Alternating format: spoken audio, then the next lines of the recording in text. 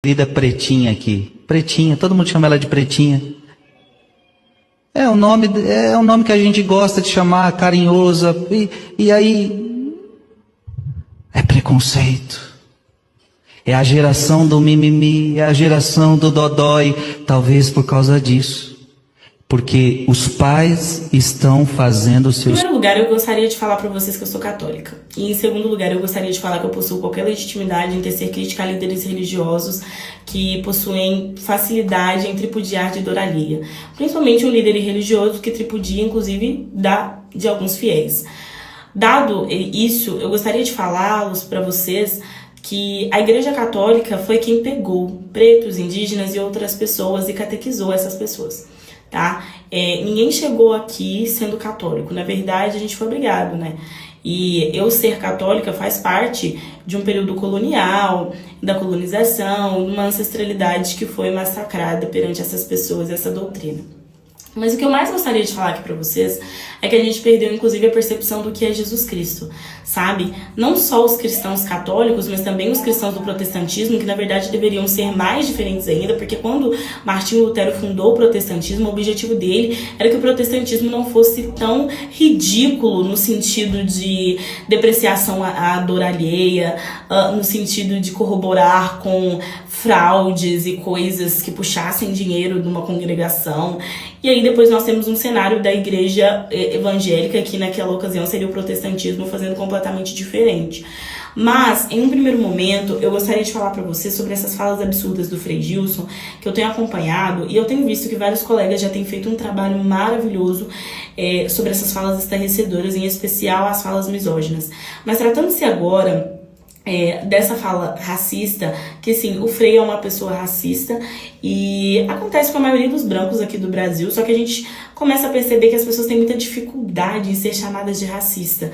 Cometer atos racistas eles não possuem nenhuma dificuldade, mas ser chamado de racista para eles é um problema. E a gente precisa começar a entender aonde que vem esse problema. A pessoa vai lá, corrobora com colonização, corrobora com catequização em massa, corrobora com extinção de religiões e posteriormente fica triste em ser chamado do que realmente deveria ser chamado. Eu fico muito chateada em ter que falar do Frei Gilson, em primeiro lugar, porque as pessoas que seguem o Frei Gilson são pessoas que estão vivendo um fanatismo religioso. As pessoas hoje não seguem mais a Bíblia, o que Jesus Cristo pregou, eles seguem pessoas. E a partir do momento que as pessoas começam a seguir pessoas, o sistema fica muito mais difícil você captar esse tipo de pessoa, porque as pessoas são apaixonadas por pessoas. É muito difícil de você falar de um líder religioso, que hoje é um dos líderes mais seguidos das redes sociais, das mídias sociais, e é conhecido por fazer, enfim, né, manifestações religiosas de madrugada, enquanto nós temos uma outra pessoa que se empregava o amor de Jesus Cristo e realmente o que é Jesus Cristo, sendo basicamente banida obrigatoriamente das suas redes sociais, que é o nosso querido padre Júlio Lancelotti, que cuidava das pessoas em situação de rua, que cuida das pessoas em situação de rua, né? E não um frei que está preocupado em depreciar e tripudiar de dor alheia. Mas bom, o que eu queria falar para vocês é que a Igreja Católica financiou durante anos o sistema escravagista do Brasil. É uma das maiores financiadoras do sistema escravagista do Brasil. E o que me deixa mais chateada com isso tudo é que, posterior a isso, né, hoje nós estamos em 2026, mais de 130 anos do fim da escravidão, a Igreja Católica ainda prova que não há espaço para as pessoas que eles mesmos catequizaram. Não existe espaço para as pessoas pretas dentro de uma igreja em que tripudia da dor do outro. Consegue compreender? E aí ele cita Nossa Senhora Aparecida com, abre aspas, pretinha, fecha aspas, a gente gosta de chamar ela assim, tem gente que diz que é preconceito. Bom, na verdade tudo depende de um contexto, mas tratando-se do contexto em que você mesmo utilizou, sim, seria sim preconceito e racismo recreativo, é aí que começa o problema de tudo.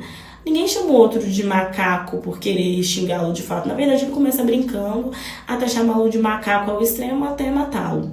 É assim que começam essas situações. E não existe apelido carinhoso quando você diz respeito à cor alheia no intento de tentar depreciá-la. Na verdade, você só realmente está tentando tripudiar daquilo ali. Até de uma santa. Inclusive, existem católicos que não acham que Nossa Senhora Aparecida é preta porque ela ficou na água e etc.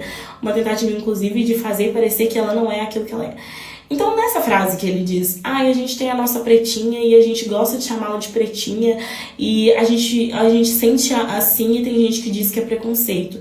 Frei, compreenda uma coisa, uma igreja que financiou a escravidão, ela no mínimo tem que tentar se retratar todos os dias com as pessoas pretas e não tripudiar da dor do racismo que, aliás, vocês financiaram.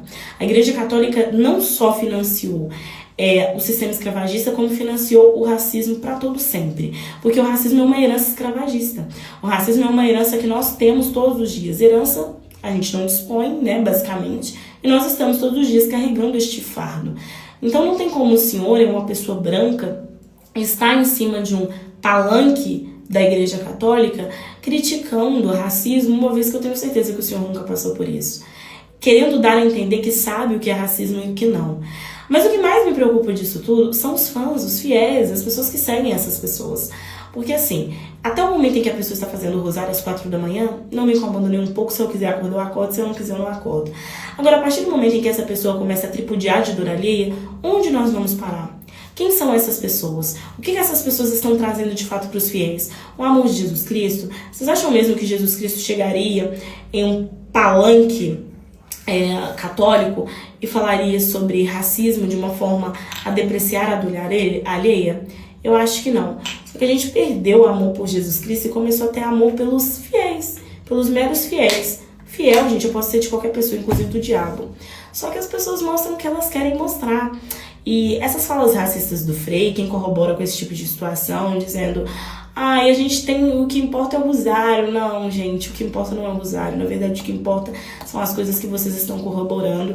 E eu fico muito chateada de uma sociedade que possui tanta vivência, uma herança escravocrata, ainda, desculpe novamente, reverberar esse tipo de fala e esse tipo de preconceito vindo de um líder religioso branco que não está em local de subserviência e particularmente só faz rosário, né? Não faz uma ação para ajudar a população no geral. Não adianta você acordar 4 horas da manhã e à tarde você está dizendo que racismo não existe, uma vez que a igreja que você prega financiou o sistema escravagista. Não adianta você acordar 4 da manhã e estar concordando com falas misóginas de um Frei, que são super problemáticas, inclusive corroboram em detrimento para que haja 4 feminicídios por dia. Essas falas são muito perigosas, porque a maioria das pessoas que matam mulher, preto, gay ou qualquer pessoa que estejam nessas situações são pessoas de dentro da igreja. Se o líder religioso começa a falar desse tipo de coisa dentro da própria igreja, realmente aí a gente vai ter um problema muito grande.